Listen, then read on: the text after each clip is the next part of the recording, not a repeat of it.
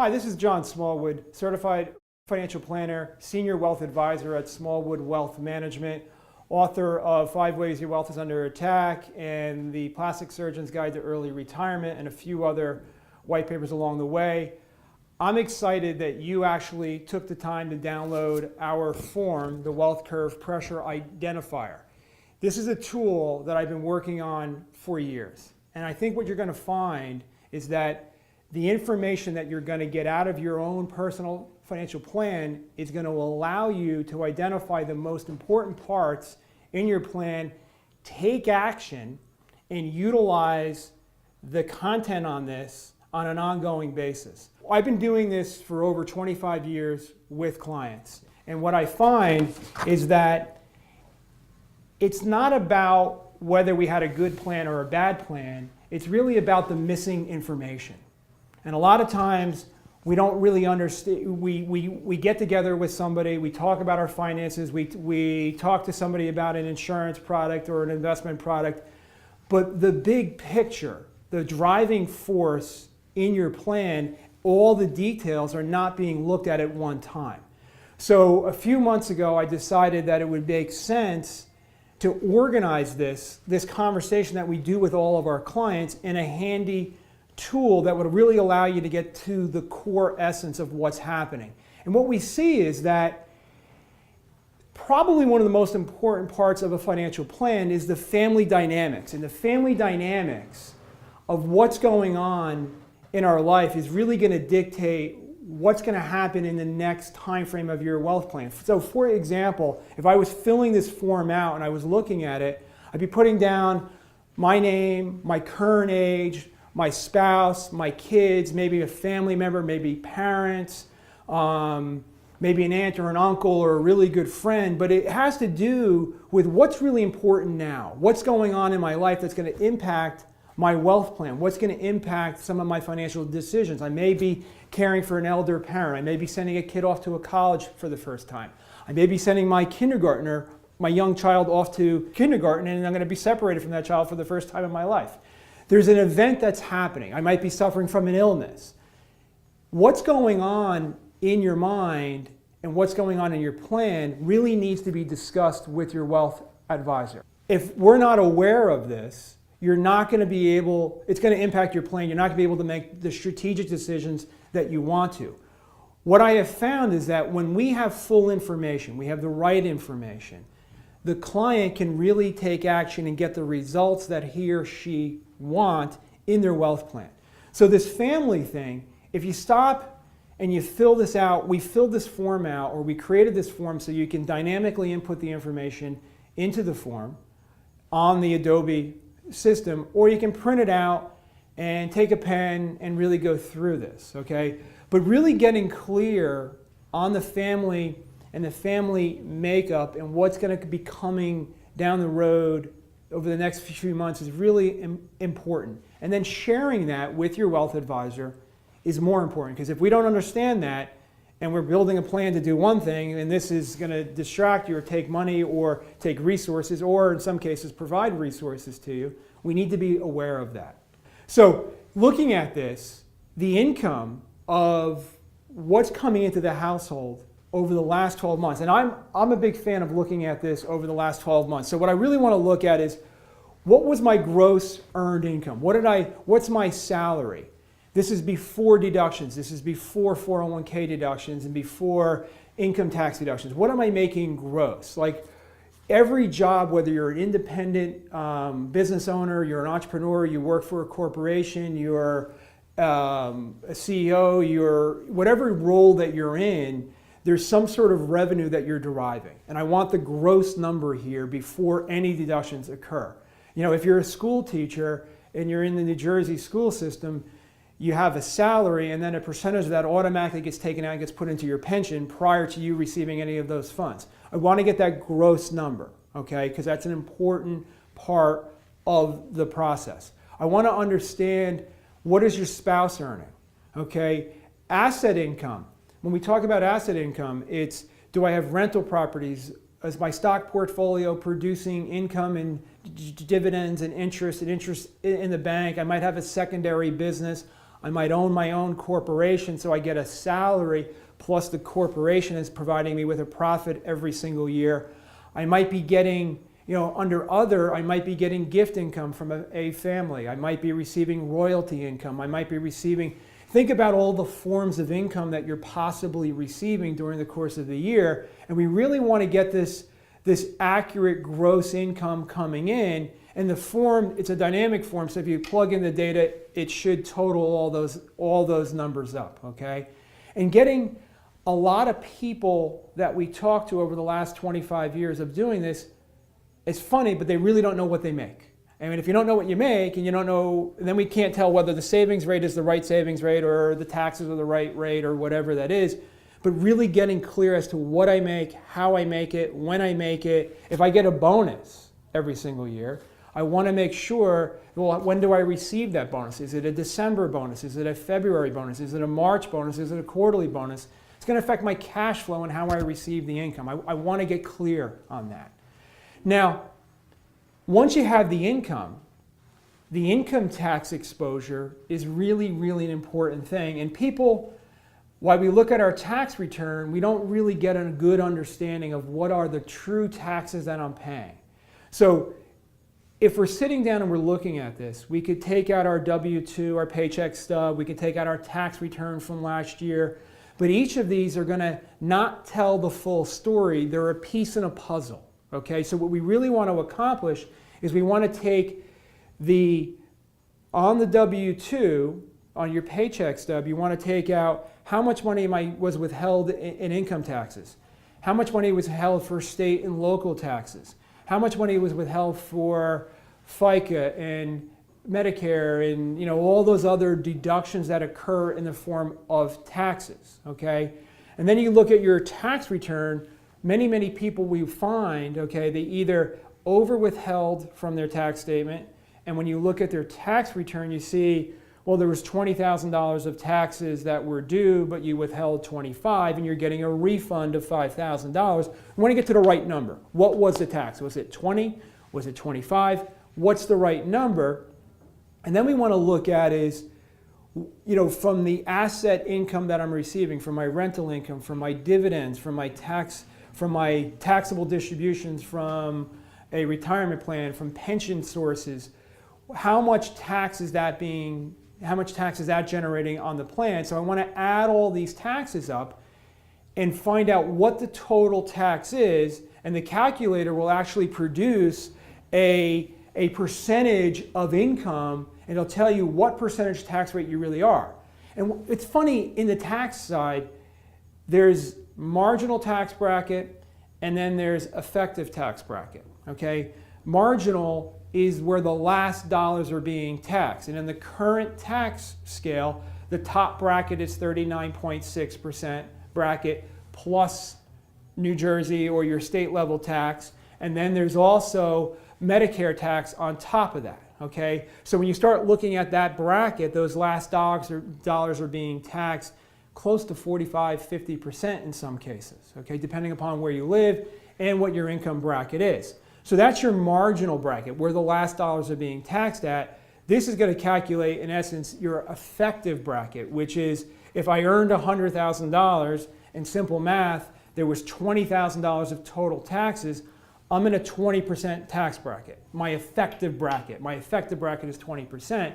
And the purpose of this is not to, color it in a way that it's good or bad or ugly. It's simply to understand how much tax am I really paying. If I'm up at 38, 39%, my goal in the planning process is going to be to bring that tax rate down and reduce the amount of tax that we're paying. Tax is a drag on our strategies, okay? So now on the savings side, okay, the critical part of a savings plan is that this is the fuel that drives your returns in the future. This is what's going to make a difference in your financial plan. Savings rate is really, truly the most important part of every plan. If I'm driving from here to California in a car, I have to put gas in the car. If I have, gas is the constant flow, your savings is the fuel for your plan. So what I really want you to look at is there's many forms of saving, okay? And as we look at this, we're looking at this from a standpoint of there's debt reduction. So if I'm paying down principal on a debt structure, that is a form of savings. If I'm putting money in a savings account or a money market fund, if I'm putting money in my 401k or my 403b or my TSA or my profit sharing plan, that's a form of savings. If you work for a corporation and you're putting money in a 401k plan,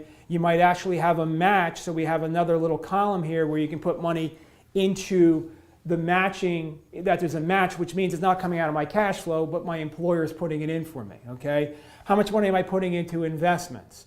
Stocks, bonds, mutual funds, unit trusts, etc. on a regular basis. I may do it quarterly, I may do it monthly, I may do it semi-annually, I may save up the money and put it in.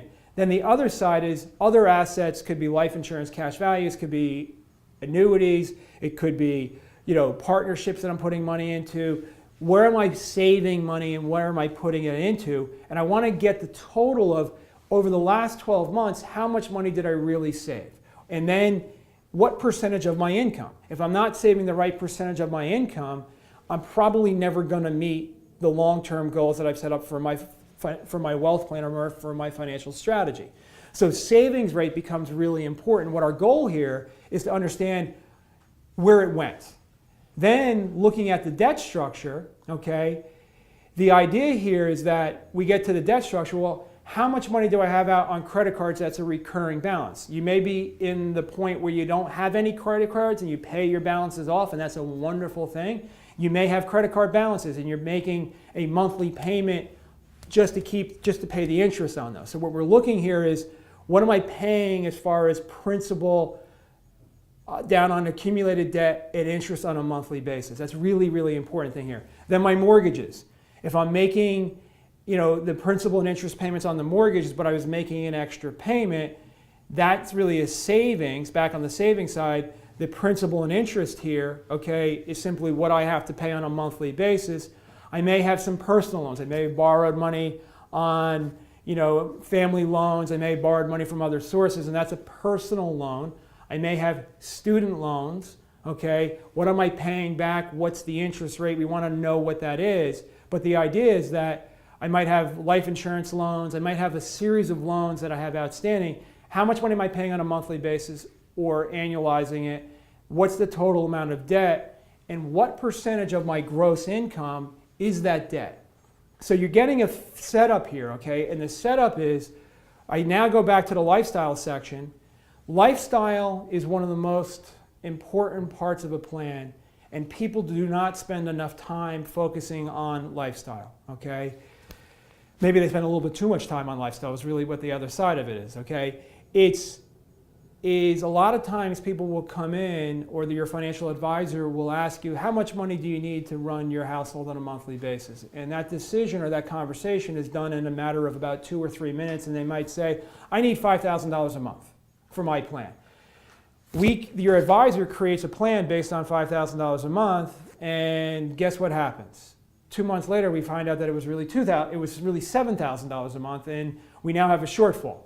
If we build a plan based on $5,000 a month and the actual savings is the actual lifestyle is $7,000 a month, the plan's obviously not going to work. So we really want to look at this as we have our income, we have the amount of taxes that we've paid, we have our savings that we've paid, we have the amount of money that's going to principal and interest on our debt payments, and then any other expenses that I may have. I may be sending $500 a month to my family member. I may be helping out a family member. It's not part of my lifestyle, but I might be paying for groceries for a brother or a sister or a parent, or providing for long-term care, or doing something for this person. And that's not part of my lifestyle, but it's an everyday, every month expense. And then it's going to intuitively come back to this and provide the lifestyle. Now, if we're doing this on a regular basis and we're really looking at what's happening, if the credit cards are increasing or the savings amounts that I've accumulated are decreasing, probably the lifestyle is more than what we think it is, and we're eroding our capital. That's a danger sign that we kind of want to be able, the whole purpose of the form is to provide awareness. Where am I now? If I know where I am now, I can make really good decisions. If I'm not truthful, if I'm not being honest with myself about where my present position is, or my current wealth plan, I'm not going to make a good decision about where to invest and what to do with my wealth going forward, okay? So this is a way to get the lifestyle. Lifestyle is critical here, okay? What I want to focus on now is the next section of the form, moving nice and slow here, is what assets have I accumulated? How much money do I have in savings? How much money do I have in opportunity? How much money do I have in retirement accounts? How much money do I have in stocks and bonds that are taxable? What kind of real estate do I have to correspond against my mortgages? Do I own my own business? Do I have stock options in my company? Do I have something that is a valuable asset? And how much assets do I have? As I dig into these things, when you look at this, there's a spot. I'm a certain age today. I've accumulated a certain amount of net worth. I have a certain amount of things that are coming down the road.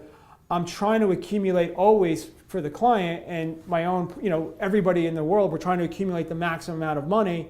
So when we get to retirement, we can have the full enjoyment of our money and without the fear of running out of capital. And what we're trying to figure out is where am I now? How much time do I have to go forward into retirement? And am I on the right track? So here, as we dig into this, we want to get really clear on what the assets are, where they are, and how they're structured, okay? So the next section here, this is probably one of the most crucial components, the future family expenditures. It's also future family, money coming in as well. If you visualize for a second, in essence, the timeline. You may have watched the video that I did, Your Wealth Curve, where we talk about the financial pressures and it's kind of like a timeline, okay? If you sat down for a second and you drew your timeline, you said, I'm X age, I've got 2, 3, I personally have 4 kids, they're 18, they're 16, they're 14, and they're 10, and I start drawing all the things that are coming into their future, that's where I get this timeline. For example, what do you want, is your child going to go to college? Is that going to be your responsibility? How much am I going to be paying for that? But I really want to look at this and say, hey, I've got, young kid Jack, he's going to go to school, he's 1 year old, in 17 years, he's going to school, and right now I'd like him to go to the best school possible, and you look at it and you say, well, that school costs $60,000 today in today's dollars. So what you're doing here is you're actually putting in, well, the 4-year education, 60,000 times 4, that could cost $240,000 in today's dollars. That's without inflation, that's without anything. Okay, so we really want to understand in present dollars what the liability is. I may want to be doing a second home. I may want to put an addition on my house. I may want to do a kitchen renovation. I may be inheriting money from a family member. I may want to join a country club. I may want to buy the car. I may want to start up a business. This is what's coming in your future. This is your plan, and we as advisors, we need to be aware of that so we can help create a strategy to help you understand what these financial expenditures are, and more importantly, what's going to be the impact on my wealth and my wealth potential. A lot of times I've seen a lot of financial plans that ignore all of these future expenditures, and it looks like everything's going to be great until you put the kids through college. Then it's not, okay? Now, the next section, My Wealth Curve defense. This is the defense. This is your protection area. This is the moat around your castle. This is what prevents your wealth from being taken from you. I want to understand, do you have an umbrella liability policy? If so, how much is it? You would find it on your homeowner's insurance. It might be a separate piece. Is it $1 million? Is it $2 million? Is it $5 million? Is it $10 million? And we just want you to write that in here. How much disability insurance do I have? Do I work for a corporation and they provide me with 60% of my salary? Am I a school teacher where I've opted in and I purchased the extra? If I was disabled yesterday, how much disability insurance is coming in on a monthly basis? Do I own long-term care? If so, how much on a daily basis? Do I have life insurance? If so, how much life insurance, and does my spouse have life insurance? Okay. Do I have a current will? And when is the last time I updated that will and reviewed it? All right. So what we've done here is we've created these in essence, these 9 components where we focused on, expenditures, etc. And we now have kind of the essence of your plan. This is what's really going on in your plan. And what I want you to do is I kind of want you to sit back and I want you to think about this plan, all the components that we just discussed. What do you love about it? What are the top 3, 4 things that you love about your plan? Is it my income? Is it the job that I'm in? Is it, I'm in a really low tax bracket. That's great. I'm in a really high tax bracket. You may love that too because it means you're doing really, really well. I've got college, funded. I've got all these things. What do I love about it? Now, what keeps me up at night? When I put my head down on the pillow and I go to bed at night, there's something that usually bothers me, okay? Or I'm not happy with the amount of assets I've accumulated. I'm not happy with the tax rate that I'm paying. My lifestyle seems too much. Maybe I'm not enjoying myself enough. Maybe I'm not spending enough time on this. But really digging into this, what's keeping you up at night, we as your wealth advisor really need to understand that.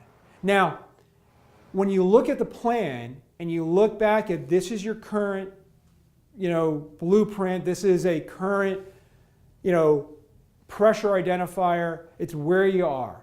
What I want you to look back at is, what do you think the 4 or 5 most important 90-day actions that you need to take in your plan to make a change? Okay? Do you need to change how you're saving money? Do we need to change the lifestyle? And what's really interesting is if you start thinking about this, okay? We have our income, we have our taxes, that's a percentage of our income.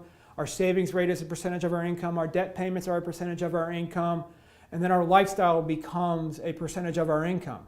If I change each one of those, if I drop my taxes by 2 or 3%, and I increase my savings rate, and I decrease my debt structure, my debt load a little bit, all of a sudden, not only do I have an increased savings rate, I have an increased tax rate. So this is kind of like a chessboard, and what we want to look at is, what are the most important things to do on this 90-day plan now? And what we want to do is we want to reset and relook at this every 90 days to make sure that our plan is on the right track. You could use this form for an annual number, quarterly, every 6 months. You can use the form the way you want. I hope you enjoy that. I hope you find a lot of value in the form, and I hope that you share this form with as many people as you possibly can, because I think it will make a difference in your financial plan. Good luck.